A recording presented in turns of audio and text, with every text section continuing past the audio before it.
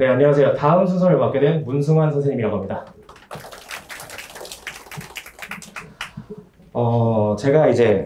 저도 이제 친구가 있을 거 아니에요. 그래서 친구들이랑 같이 술 마시면서 나왔던 얘기 중에 뭐가 있었냐면, 그 설명회를 설 때, 그러니까 놀랐다는 것 중에 하나가, 모두가 양복을 입고 있더라. 그래서 되게 놀랐다고 하더라고요. 그래서 그 친구가 생각했을 때, 근데 약간 양복을 입는 건 진부한 게 아닌가? 약간 이런 얘기를 하는 거예요. 그래가지고 제가, 그런가 싶어가지고 사실 오늘 사복을 입고 왔는데, 모든 선생님들 양복을 입고 있더라고요. 그리고 제가 지금 약간 쫄은 상태로 들어왔거든요. 혹시 이거 안 좋게 보는 거 아닌가 싶어서 쫄면서 왔는데, 사실 이거 어제부터, 이거 입어야겠다 하고 정하고 입고 온 거거든요. 네, 그러니까 너무 믿게만 보지 말아주시고요. 네, 이제 제가 준비한 내용 시작하도록 하겠습니다. 일단은 제가 오늘 준비한 내용은 뭐냐면, 제 수업에 대한 얘기보다는 일단 어머니들께서 더 궁금한 게 무엇일까 좀 생각을 해봤어요. 그래서 뭐가 있을까 고민을 하다가, 참고로 제 그 프린트라고 해야 되나? 거기에는 없는 내용들입니다. 그래서 제가 어떤 내용을 준비를 했냐면, 그런 학생들이 되게 많아요. 중학교 때 수학을 굉장히 잘해 왔었는데, 고등학교 올라와가지고 무너지는 친구들이 굉장히 많습니다. 그래서 도대체 중학교 수학과 고등학교 수학의 차이점이 어떤 게 있길래 학생들이 많이 무너들지고, 그래서 그렇지 않기 위해서는 도대체 수학 공부를 어떻게 해야 되는가를 조금 가볍게 준비를 해봤거든요. 네, 그 내용들에 대해서 좀 말씀을 드리도록 할게요. 일단 첫 번째로 말씀드렸던 것처럼 중학교 수학이랑 고등학교 수학이랑 어떠한 차이를 보이는가에 대해서 가볍게 제가 조금 4가지를 한번 준비를 해봤거든요. 그 4가지에 대해서 말씀을 드릴게요. 일단 첫 번째는 학습 분량의 차이입니다. 앞에 한번 이 표를 보실까요? 이 표는 뭐냐면, 윗줄에 있는 거는 중학교 때 배우는 수학의 단원들이랑 이제 내용들입니다. 그 다음에 아래쪽에 있는 내용들은 고등학교 올라와서 배우는 그런 이제 수학의 내용들입니다. 지금 단순 옆으로 이제 벌어진 너비만 보셔도 알겠지만 굉장히 양이 많이 차이 남을 알 수가 있어요. 물론 이제 제일 오른쪽에 보시면 잘 보일지 모르겠는데, 선택 과목이라는 게 있죠. 그래서 이 3개를 다 하는 건 아니고 이 3개 중에서 하나를 골라가지고 수능을 보게 됩니다. 그래서 이과가 제일 많이 선택하는 과목은 미적분이고, 문과가 가장 많이 선택하는 과목은 확률과 통계이긴 한데, 물론 이거 3개 중에 하나를 골라서 상대적으로 차이가 좀 덜 나는구나라고 느껴질 수도 있긴 하겠지만, 제가 좀 확정적으로 얘기하고 싶은 건, 고등학교 1학년 때 배우는 수학상이랑 수학하 내용 있잖아요. 저거 1년 과정만으로도 중학교 3년 동안 배우는 내용보다 훨씬 많은 내용을 다룬다고 저는 확신을 하면서 말씀을 드릴 수 있거든요. 그래서 굉장히 많은 양을 고등학교 올라와서 배우는구나 라는 걸 우리가 알 수가 있어요. 그 다음 두 번째 차이점은 사실 1번에서 이제 이어지는 내용인데, 바로 학습 속도의 차이입니다. 방금 전에 표에서 보셨듯이 알겠지만 굉장히 너무나 많은 양을 배워요. 근데 배우는 기간은 똑같다라는 거죠. 중학교 때 배우는 양은 되게 적은데 저것도 3년에 배우고, 고등학교 올라와서는 훨씬 내용이 완전 똑같이 3년 안에 배워요. 방금 전에 제가 3년이라고 표현하기는 했지만 사실 고3 때는 수능에 완전 초점을 맞춘 수업을 학교에서 진행을 합니다. 그러다 보니까 많은 양을 한다기보다는 선택 과목 중에 보통 선택해서 하나를 하는 경우가 많아요. 그래서 이과 같은 경우는 미적분 수업을 하는 경우가 굉장히 많고, 문과 같은 경우에는 확률과 통계 수업을 하는 경우가 굉장히 많습니다. 따라서 고3 때 선택 과목 한 가지만 한다라고 보시면 사실상 1년 할 때 저 많은 내용을 다 소화를 해야 되는구나 라고 느끼시면 돼요. 따라서 학교에서도 수업을 굉장히 빨리 나가는 것을 알 수가 있고, 그래서 학생들이 잠깐 공부 이제 방황을 한다든지 잠깐 흔들리게 되면 이렇게 진도를 많이 나갔어? 이렇게 이제 학생들이 어려움을 겪게 되는 거겠죠. 그 다음 세 번째는 학습 내용의 차이. 조금 더 구체적으로 말씀드리자면 이제 우리가 수학적으로 다룰 대상의 혹은 이제 그걸 풀어내는 방법의 차이라고 보시면 될 것 같은데요. 요거 한번 알아볼게요. 이제 1학년들 이제 기말고사 보면 경우의 수 파트가 있죠. 거기서 배우는 내용인데요. 요런 걸 배워요. 왼쪽에 등호 왼쪽에는 저거 n 팩토리얼 이렇게 있고요. 요걸 이제 계산하는 방법은 n부터 시작해서 하나하나 줄여나가면서 1까지 곱하는 걸 나타내는 기호입니다. 그래서 예를 들어서 10 팩토리얼, 10 느낌표 이렇게 있으면 이거를 계산하는 방법은 10부터 시작해서 하나씩 줄여나가면서 1까지 곱하겠다는 얘기예요. 그래서 10 곱하기 9 곱하기 8 곱하기 점점점 해가지고 3 곱하기 2 곱하기 1까지 하겠다는 얘기입니다. 그럼 이거 계산하면 얼마죠? 예, 맞아요. 362만 8,800입니다. 이렇게 나와요. 그러면 제가 질문 하나 드릴게요. 그렇다고 과연 0 팩토리얼은 뭘까요? 일단 우리가 들었던 내용, 제가 방금 말씀드린 내용을 토대로 말씀을 드리면 0부터 시작해서 하나씩 줄여나가면서 곱할 겁니다. 그럼 0 곱하기 마이너스 1 곱하기 마이너스 2 곱하기 점점점 해가지고 언제까지 곱해야 되냐면 1까지 곱해야 돼요. 근데 1은 0보다 하나 큰 거잖아요. 그래가지고 이제 학생들이 원본 오기 시작한다라는 거죠. 참고로 말씀드리면 이거는 1입니다. 참고로 1인 이유는 뭐냐면 수학적인 모순의 내용을 만들지 않기 위해서 수학적으로 그냥 약속을 합니다. 자세한 내용은 이제 학생들이 배울 거니까 혹시 궁금하시면 혹시 왜 0팩토리얼이야? 라고 자녀분들에게 물어보시면 될 것 같고요. 그러니까 여기 어떤 내용을 제가 말씀드리고 싶은 거냐면 중학교 때 배우는 수학적인 내용들은 보통 학생들 들으면서 물론 내용이 어렵기는 하겠지만 끄덕끄덕 잘 합니다. 왜냐면 실제로 눈에 보이고 받아들인 내용을 보통 하거든요. 예를 들면 중학교 3학년 때 혹은 2학년 때 배우는 피타고라스 정리는 우리가 이제 눈에 앞에 보이는 직각삼각형에 대한 변의 길이에 대한 내용을 다루는 거라서 눈에 보이는 걸 다루고 있어요. 근데 고등학교 때 수학은 물론 이런 것만 있는 건 아니지만요. 고등학교 수학에서 어려운 부분 중에 하나는 무엇인가를 해석하는 내용을 한다는 겁니다. 무슨 얘기냐면 어떤 대상에 대해서 말 그대로 논리적으로는 조금 이상할 수도 있겠는데 싶으면서도 말 그대로 수학적으로만 바라보는 직관에서 벗어나는 내용들이 굉장히 많다라는 거예요. 또 예시를 하나 들자면 지수법칙 같은 게 있겠죠. 우리가 중학교 때 배우는 지수는 분명히 동일한 문자를 곱하는 횟수라고 불러요. 근데 고등학교 때 이 지수를 예를 들면 1.5 막 이렇게 합니다. 한 번도 아니고 두 번도 아니고 1.5번 곱한대요. 그럼 약간 이상한 거죠. 0.5번은 뭐지? 뭐 이렇게 하는 건가? 약간 학생들이 멘붕이 오는 거죠. 그런 약간 다른 대상이나 내용의 흐름 측면에서 차이점을 보인다라고 말씀을 드릴 수 있을 것 같아요.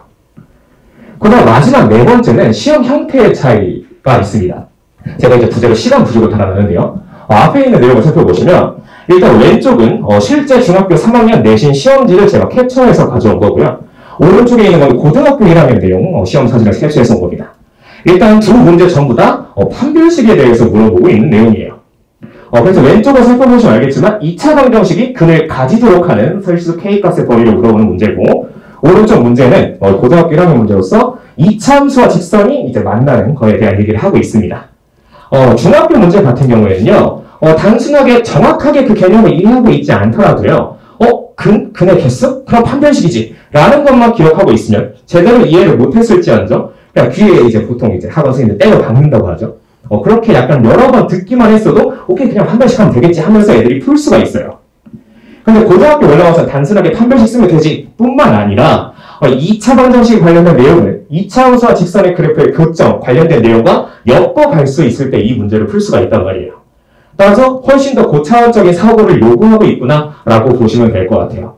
또 이런 것뿐만 아니라 개념들이 여러 개 엮어져서 나오는 복합 개념에 대해서 물어보고 있기 때문에 학생들이 굉장히 시험을 볼 때 그러니까 거의 모든 학생들이 시간의 부족함을 항상 호소하면서 공부를 하고 있습니다. 네, 일단 제가 생각했을 때 가장 두드러지는 차이점 4가지는 여기까지고요. 그럼 이제 우리가 생각해야 될 건 과연 이거를 어떻게 하면 극복할 수 있을까? 도대체 어떻게 대비를 해야 이런 어려움에서 혹은 이런 차이점을 극복해낼 수가 있을까? 이게 중요한 거겠죠. 네, 그것들에 대해서 말씀을 드리겠습니다. 일단 첫 번째는요, 적절한 선행입니다. 이게 무슨 얘기냐면 아까도 계속 보여드렸지만 할 양이 굉장히 많습니다. 물론 우리 아이들에게 시간이 정말 충분하다면 진짜 말 그대로 넉넉히 시간 제한이 없이 시간이 넉넉하게 충분하다면 사실 그냥 이제 고등학교 입학해서부터 시작을 해가지고 천천히 준비해 나가도 오히려 더 탄탄하게 다지게 될 수도 있을 수 있어요. 그런데 굉장히 시간이 부족합니다. 굉장히 시간이 부족하기 때문에 예를 들면 고등학교 입학하기 전까지 놀다가 고등학교 입학해서 나 이제 고등학생이 됐으니까 열심히 공부해야지 라고 마음을 먹는다고 당장 첫 번째 중간고사에서 성적이 나오지 않는다라는 겁니다. 그렇기 때문에 저는 학생들이 적절한 선행을 무조건 해야 된다고 이제는 정말 필수라고 생각을 하고요. 이제 중요한 건 그래서 적절하다의 기준이 뭐냐 요거겠죠. 사실 적절하다의 기준은 학생에게 달려있다입니다. 무슨 얘기냐면 학생들이 충분히 소화해낼 수 있는 수준만큼 하는 게 전 중요하다고 생각해요. 혹자들은 막 그렇게 말하는 사람들이 있어요. 입학하기 전에 미적분까지 무조건 해야 된다? 저는 절대적으로 반대합니다.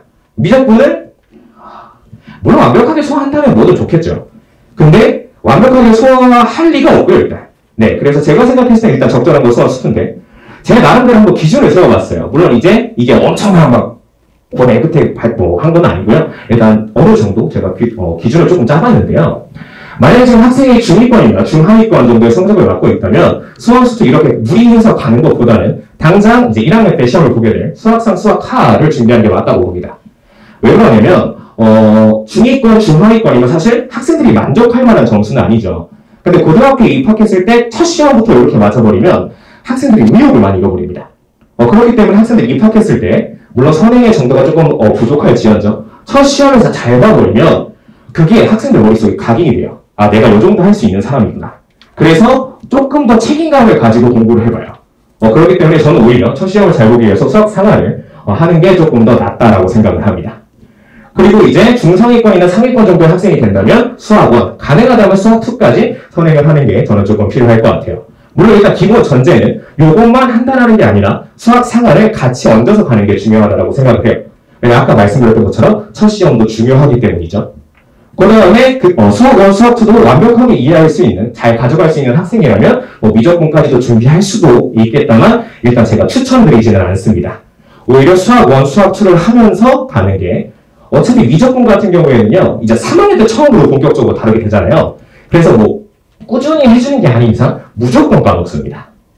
네, 그렇기 때문에 이거를 하는 건, 미적분까지 했을 때 가져가주는 장점은 제가 생각했을 때는 안심밖에 없어요. 미적분을 처음 이제 학교에서 다루기 시작했을 때 겁먹지 않는다? 근데 오히려 이게 약간 단점이 될 수 있거든요. 왜냐면 자만으로 가게 될 수가 있어요. 그래서 저는 오히려 미적분을, 굳이? 라고 생각을 일단 전 하고 있는데, 아까도 말씀드렸지만, 소화가 가능하다면 하는 게 조금 더 낫겠죠. 일단 제 기준을 열었습니다. 그 다음 두 번째는 이해를 기반으로 한 암기입니다. 암기라고 제가 표현을 하긴 했는데, 내용과 공식에 대해서 기억하는 거를 말씀드리는 겁니다. 오늘 어머니들께서 집에 가셔서요, 만약에 자녀분들께서 그 선행을 수투까지 했다면, 오늘 한번 집에 가서 물어보시면 좋을 것 같아요. 혹시, x의 n제곱을 미분하면 어떻게 되냐? 라고 물어보셨으면 좋겠어요. 그럼 만약에 수투까지 한 학생들은요, 누구든지 대답을 다 할 겁니다. n 곱하기 x의 n-1제곱이라고 다 대답할 거예요. 그럼 거기다 질문 하나만 더 해보세요. 그거 혹시 유도 어떻게 하니? 아마 절반 이상이, 아니요 70% 이상이 대답 못할 겁니다. 몰라, 그냥 공식에 외우면 된댔어, 이럴 거예요. 많은 학생들이 이럴 겁니다. 근데 그 내용을 다루는 교과서의 한 부분을 살펴볼게요. 만약에 우리가 공식만 외워도 되는 거였다면 그냥 교과서의 공식만 그냥 주저리 씌워놨겠죠. 근데 교과서를 살펴보시면요, 물론 이렇게 공식들을 담아놓은 파트도 있겠지만 이 공식이 어떻게 해서 유도된 것인가에 대한 그런 유도 과정 혹은 증명 과정이 실려져 있고요. 그 다음에 공식이 나오고 그 다음에 그 공식을 적용할 수 있는 이런 적용 문제들이 나옵니다. 따라서 결론이 뭐냐면요, 공식만 딸딸딸 외우는 학생들은요, 말 그대로 풀 수 있는 문제가 기본 문제가 끝입니다. 단순하게 그 공식을 적용하는 문제예요. 근데 제가 아까 고등학교 수학 시험 문제 특징에 대해서 말씀을 드렸지만 단순하게 공식을 암기해서 풀 수 있는 문제를 다 맞고 다른 거 다 틀렸을 때요, 한 60점 맞을까요? 60점도 많다고 생각해요. 문제 못 맞춥니다. 자꾸 뭔가 사고를 하는 걸 물어봐요. 그렇기 때문에 단순하게 공식을 외웠다? 그걸로는 문제 풀 수 있는 게 한계가 있습니다. 근데 우리 아이들의 목표가 60점은 아니잖아요. 그죠? 그렇기 때문에 공식만 단단히 외울 것이 아니라 거기에 숨겨져 있는 유도 과정이 뭔지, 그리고 그 공식을 적용해서 어떻게 문제를 풀어나가는지까지, 그런 게 저는 이해라고 생각하거든요. 개념에 대한 이해라고 생각합니다. 그게 탄탄하게 갖춰져 있는 학생들이 오히려 고등학교 가서 수학을 잘할 수 있어요. 그러면 마지막 세 번째는 충분한 문제 풀이입니다. 이게 무슨 얘기냐면 어느 순간부터요, 문제를 많이 푸는 거에 대한 뭐랄까요, 그냥 막연한 부정적인 인식이 생겼어요. 물론 진짜 말도 안 되게 문제를 많이 푸는 건 당연히 틀렸습니다. 왜냐면 그렇게 그냥 말도 안 되게 진짜 막 예를 들면 뭐가 있을까요? 하루 500문제 푼다? 말이 안 되죠. 만약에 숙제를 그렇게 내주면 애들이 어떻게 하겠어요? 그냥 적당히 푼 척 하겠죠. 머릿속에 들어간 거 단 하나도 없겠죠. 당연히 지나친 건 문제입니다. 하지만 어느 정도 일정 양이라는 게 있어요. 분명히 하루에 소화해내야 될 최소 양이라는 게 있습니다. 그 양이 저는 무조건 충분히 뒷받침되어야 한다고 생각해요. 그게 충분히 뒷받침되어야 하는 이유가 뭐냐면 수학 시험이, 아까도 말씀드렸는데 수학 시험이 시간이 무지하게 부족합니다. 근데 그 부족한 시간을 극복해낼 수 있는 방법 중에 하나가 뭐냐면 본인이 풀 수 있는 문제를 빠르고 정확하게 풀어야 돼요. 근데 빠르고 정확하게 푸는 방법은 물론 재능이 넘치는 친구들은 그냥 연습 같은 거 없어도 되겠죠. 근데 그게 아니라 저를 포함한 대부분의 학생들은요, 충분한 연습이 이루어졌을 때 본인이 아는 걸 너무나 빠르고 정확하게 풀고 넘어갈 수 있는 겁니다. 그렇기 때문에 적절한 양의 문제 풀이도 무조건 필요한 그런 방법 중에 하나라고 말씀을 드리고 싶습니다. 네, 여기까지가 일단은 제가 가지고 있는 생각들에 대한 그런 내용들이 되겠고요. 마무리 짓기 전에 일단 저희 반에 대해서 일단 간단히 소개를 드리고 마무리 짓도록 하겠습니다. 일단 저희 반 입학 기준 같은 경우에는요, 수학 2까지 1회 이상, 1회 이상도 아니고요, 1회 공부한 학생들의 기준입니다.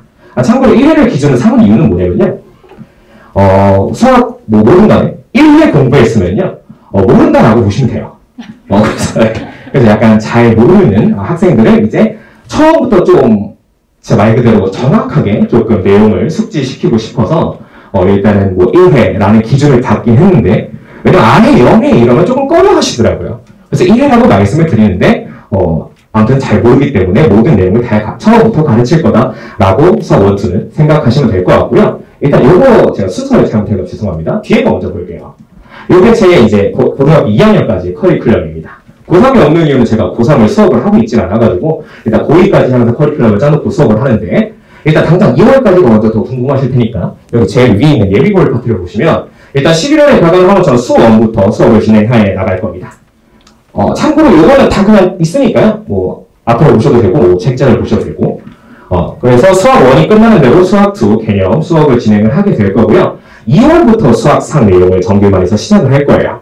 참고로 2월부터 하는 수업은 뭐 수학상 내용은 전부 다 다루겠다가 아니라 이제 내신 시험에서 다뤄지게 되는 혹은 고득점을 결정하는 그런 주요 단원들에 대해서 정규반에서 수업을 할 것이다 라고 보면 될 것 같아요. 그리고 수학 상황에 대한 전반적인 내용은 1월과 2월에 특강에서 진행을 하는구나 라고 보시면 될 것 같습니다. 저희 반에 대해서 조금 더 자세히 말씀을 드리자면, 일단 개강하고 초반에는요, 화요일과 일요일에 수업이 진행이 될 거고 목요일에 클리닉을 진행을 할 겁니다. 그러다가 12월 둘째 주, 아직 확정은 안 됐는데요, 날짜가. 제가 확정되는 대로 저희 반 입학하신 분들께는 제가 문자를 드릴 건데요. 12월 둘째 주 정도부터는 목요일, 일요일로 수업이 바뀔 예정이에요. 그래서 목요일, 일요일로 바꾼 뒤에는 계속 목요일, 일요일로 수업을 한다라고 보시면 될 것 같아요.